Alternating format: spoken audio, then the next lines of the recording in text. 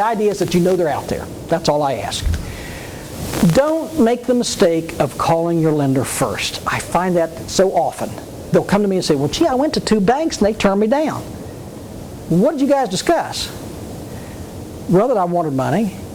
And what else? That was it. I said, how much did you say you were applying for?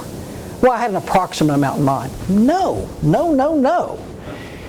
That's where the business plan comes into play. And I know Tony is a busy guy. He's got so many hours, he's got to get a ton of work in and then see you all. So let's make his day a good day. So you go in there with, there it is, Tony. Got any questions, on that? And he'll hit you with some. He'll test where you're coming from. And another thing too, our bankers know this, we all know this. Don't ask somebody, I know SCORE won't do it. I know that the small business centers will, I don't know anybody that will do it on there unless you just ask them. Don't hire somebody to do your business plan and walk in there and throw it down in front of them. Tony, our bankers, I'll tell you what, our bankers, they can see through this because they can see through this with about 3 questions. It's in the book. It's in the book. No. What do you think? What good is that?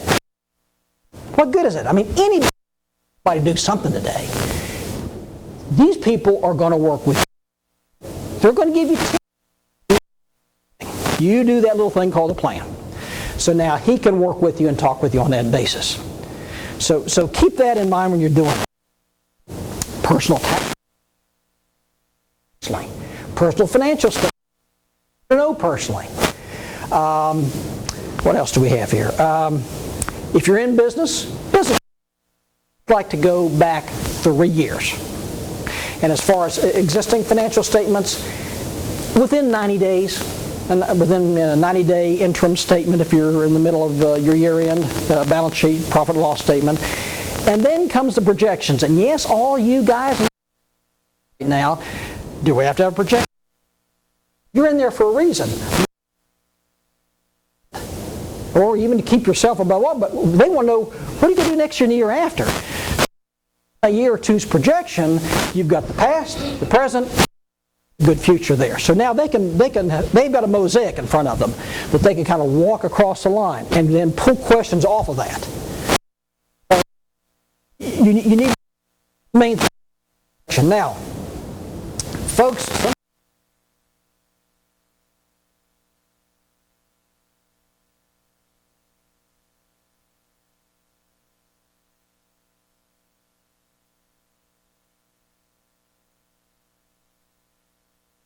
now looks at your overall personal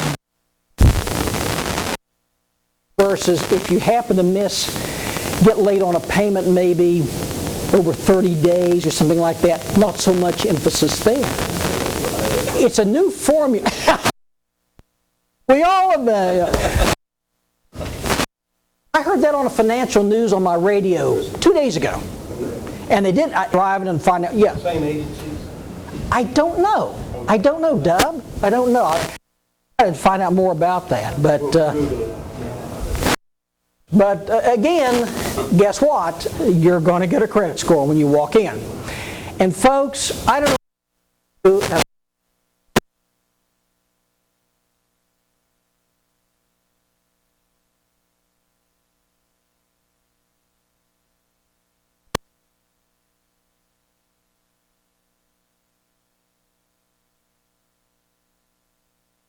Challenge.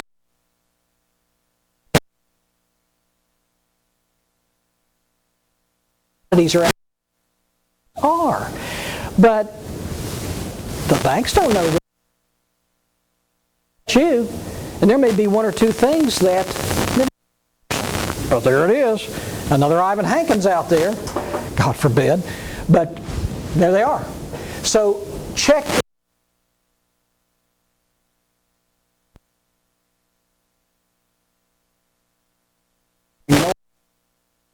Ago on that, I had a medical problem, my child was in the hospital, and I didn't. You're honest, but anyway, we'll overlook something like that because that's out of your control. a credit report and we see that you've had 3 car repossessions in 1 year, yeah, we got a problem there. We got a problem. It's a tale too. But again, look to see what you're doing. Repayment. Remember, if it doesn't cash flow, that's about it at that stage. You know, it's got to work. It's got to make sense. For businesses like the gentleman bank, we used to be hard and fast on your equity injection. In other words, I call it skin in the game. We leave it up to our banking friends. Normally, correct me if I'm wrong, 20, 30% in that arena. We, by law, cannot do 100% financing. In other words, you've got to have something. It becomes your starting pro forma net worth off of that. Your ability to manage. Again, let's go back to the old doctor. He can bring in experienced people to work with him that knew the product. Otherwise, he would have flopped. One thing that can help in a lot of cases, and I see some in here today, franchising. Be it the transmissions or Chick-fil-A or I don't know if we have any others in here. Yes, ma'am. There you go. I'm sorry, I should have looked at your. Generally, what you get is not only a name that we all know and we like to go to, but good nationwide advertising. Your franchise fee that goes into that, and you get trained. So, in other words, you've got good marketing skills all around you in that direction, and you're learning that. So, we take that into strong. We do a website, which is SBA.gov, and type in the search engine franchise registry. SBA reviews those to see if there's nothing quirky that's going to affect our client, borrower. And we approve franchises, and there's a long alphabetized list of approved franchises. Check that list if you're going into something that isn't your typical standards that I see in here today. Sorry, Orkin, as an example. I'm sure those are on the list. In case they aren't, not a problem. What we ask that the franchisor does is that we need a copy disclosure statement.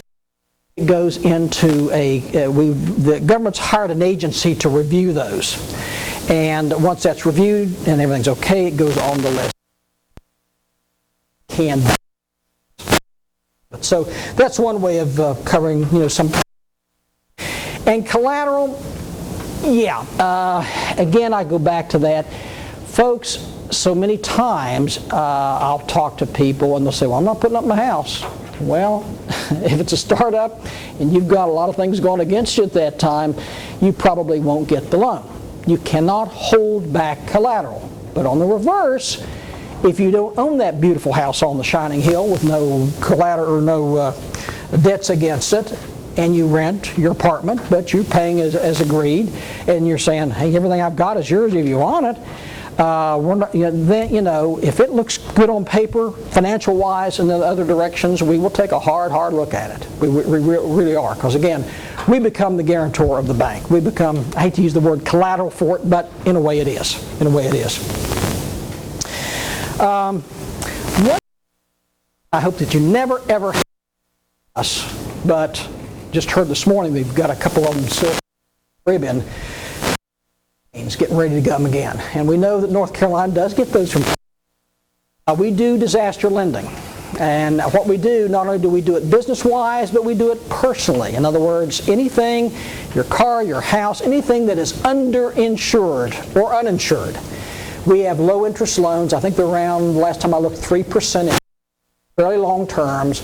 I worked 2 straight 72 when we cleaned that up. It seemed like God was pretty hard on us that year. Agnes, the East Coast, then the Mississippi River flooded. I went out there, we did those deals, and then the Xenia tornadoes wiped out everything in Ohio and Cincinnati, and I had to go back out there. So 2 years I didn't see my house. We were out there because in those days we didn't have cadres like we do today.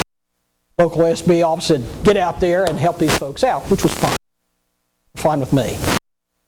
But it is out there. If, God forbid, we get a presidentially declared disaster in our area, we will flood the news media as to where our offices will be on something like that, or you can call me, definitely. Make sure I haven't missed anything here.